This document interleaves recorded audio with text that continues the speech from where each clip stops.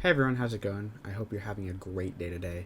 I just want to pop on and talk about something I'm very passionate about, and that's how rip and ships are terrible. And I think they're one of the worst things to happen, and they're very unhealthy for the hobby. And I want to know if you guys agree. So these are just my takes, and I was hoping.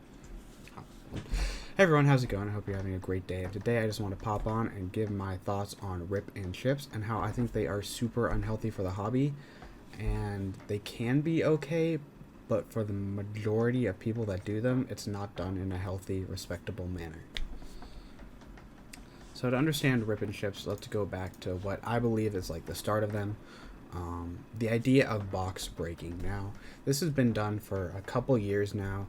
The idea is like people that you trust, like Leonhardt, who's a big Pokemon YouTuber, and his partnered company Rare Candy, you would crack open a base set 2 booster box and get a pack for $200. Now, the odds you get something good are really high here because it's a sealed booster box, so the hits are like, what, 1 in 4, 1 in 6, something like that. So the odds you get something versus buying a loose booster pack on eBay, and the price is right. If you wanted to buy a loose booster pack on eBay and open it yourself or keep it sealed, you could do so for like $220.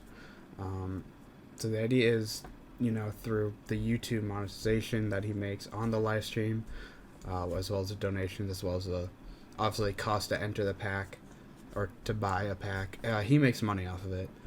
But I think it's something supposed to be like more fun, more kind of like a one-time thing if you're really into it, and it's supposed to be like a show around it, with the theatrics and the YouTube and whatnot. However, we had a couple sites, like live streaming selling sites, come out. The first one that I can remember happened about a year ago, if not longer. That's Whatnot.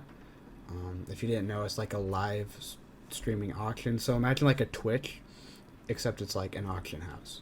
So everything's live. A lot of like Funko Pops and other collectibles, they're very collectible focused. But then in comes TikTok recently, and they created their own like market live streaming, and with that intertwined, we got Rip and Ships. And now I just want to mention that the difference between these two companies is astronomical. So when Whatnot was the only available option to Rip and Ships on, they're definitely still out there. They're definitely still scummy and scammy and terribly priced.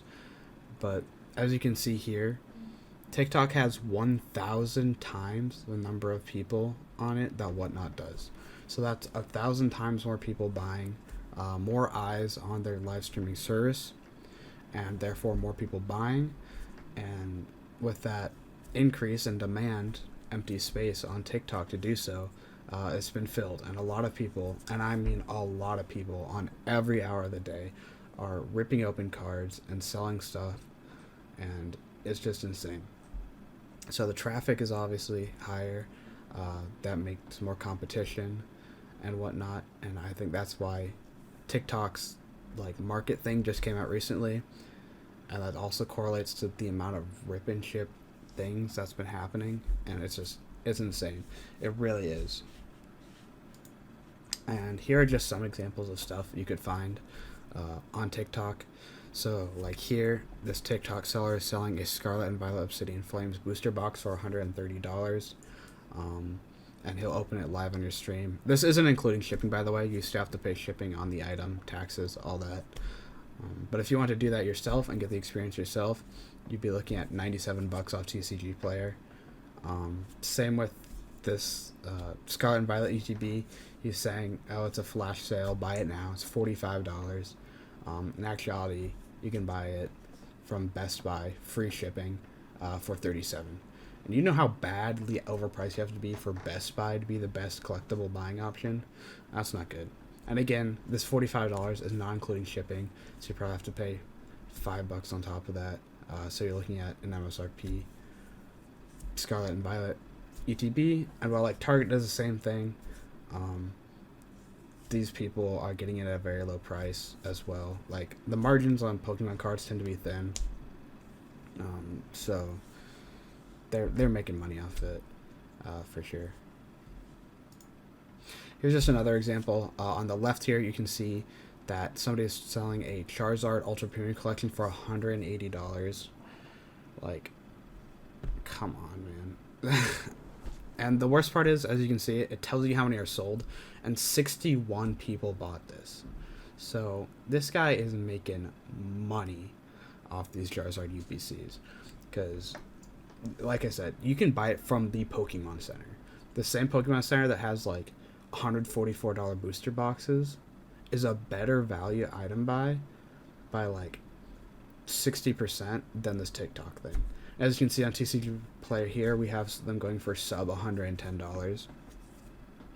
And I know, again, this person, like, not to bash them specifically, but they're probably getting these for maybe $70, $80 a pop, adding on a huge markup, and then you don't even get the experience to open it yourself.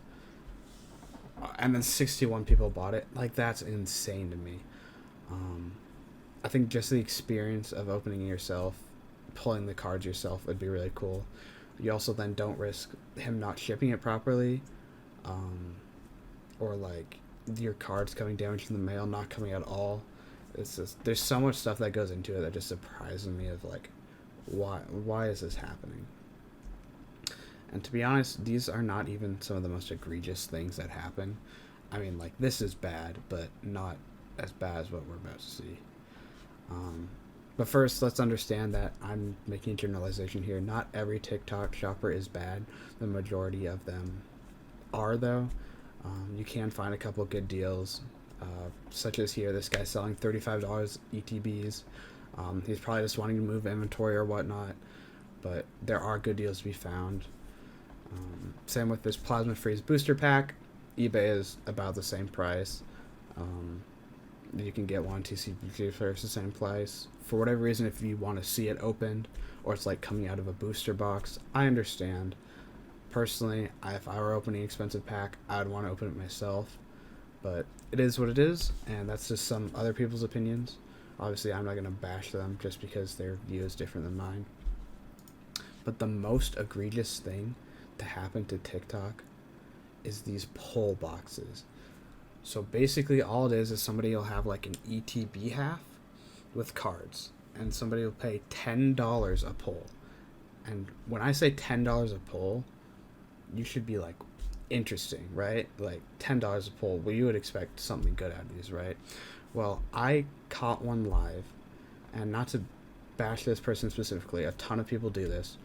I recorded what somebody paid 10 pulls for. So at $10 each, that's $100 this person paid for. And let's see what they pulled. Again, this is live. This is something I recorded. This isn't a video I took like off anywhere.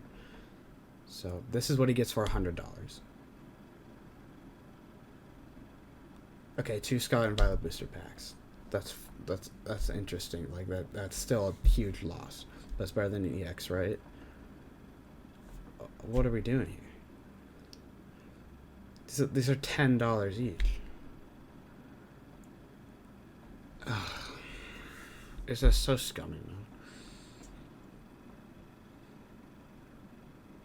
And if you stick with me here for 50 seconds, I'm going to show you the exact value and market price that all these things are worth, and it's going to blow your mind. Like, again, that's cool art. I could see how it could give you the illusion that you're getting value back, but in reality, that's like a 50-cent card. Imagine paying $10 for a Morpeko VMAX. Like, anyway, so that's what he got. He spent $100 on that. Oops, let's look back here. This is the value of everything that he had, including the 2 times of the Scarlet and Violet and Silver Tempest stuff. That is disgusting. I mean, this makes me sick, to be honest. I hate that. That's such a toxic thing to do. The best value he got here was the Silver Tempest stuff, and that's $6 of his $10 value. And, like, bro, imagine paying $10 and getting a 20-cent Dedenne EX.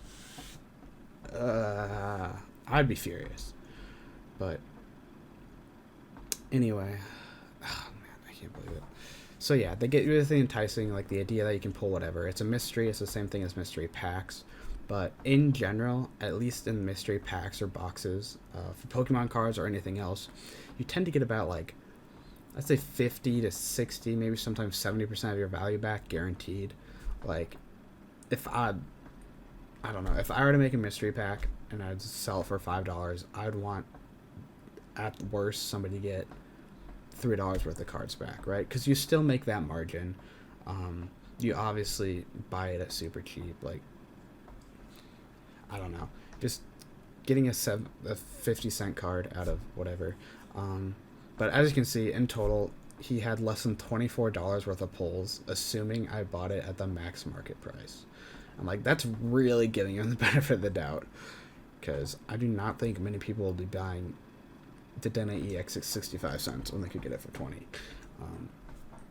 But whatever. I just think it's a really scummy thing to do. These pull boxes are infuriating. Nobody ever gets anything good, and if they do, it's like maybe a $12 card after spending $100. So let's take a look at something you could buy for actually $100. That would be really cool. You could buy a shiny Rayquaza from 2011, graded in a 5, a base set Charizard, the original shiny Magikarp, an alternate art Aerodactyl. You could buy 3 Legendary Collection Venusaurs, or heck, if you even want to take the $24 you got in value, you could buy a Dark Charizard, Japanese Holo, and a Happy Meal, and you'd probably have the better value Pokemon card-wise in the Happy Meal. I mean, it's like really that bad. And I get it. Ripping packs is fun. Having the idea of mystery, sure. I don't blame people for buying mystery stuff. They obviously do very well. Lots of YouTubers have them, make good money off of them. But just like, this is just another level of bad. It's just sad. So, just some of my final thoughts here, that I don't think rip and shipping as a whole is the worst thing on the planet. I think they should leave it to like big companies to do it, or people like Leonhard who have a partnered company. First of all, if they're more trustworthy, they have a more genuine, like, what should I say? Not like security to it, but they can be held accountable. Like these individual TikTok sellers that are scamming you for 90% of your money, they don't care. They obviously know what they're doing, and they can't be held accountable, because what are you gonna do? You already bought the product. You can't shame them into giving you something better or shaming them off the platform. And I get always wanting to buy packs or have somebody ripping for you. That's kind of fun. But you can always find better details for yourself, better deals for yourself on retail products. Like I showed you before, Best Buy, Target, the heck, TCG Player. Always is a low price leader. And when you're finding better stuff on that, free shipping, I think the experience of you opening cards is more worth it than watching somebody else do it. So I don't really see the appeal there, because I just have so much fun. It's really memorable, especially if you get somebody to do it with. Like I do it with my sister, and like that itself is just really fun.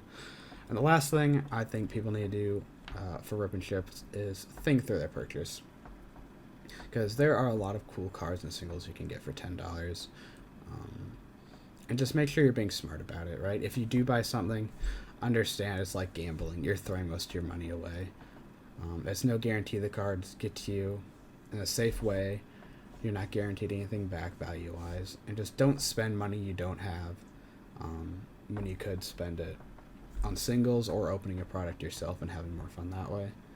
And yeah, that's it for this video. I just want to get on here because Rip and Ships infuriate me, and I hope somebody else agrees in large. And I just want to make this video so you guys know what you're getting into if you do decide to buy it, or if you weren't aware of it before. This is really like the reality of it. And yeah, thank you all for watching. I hope you guys enjoyed, and until next time, I'll see you later.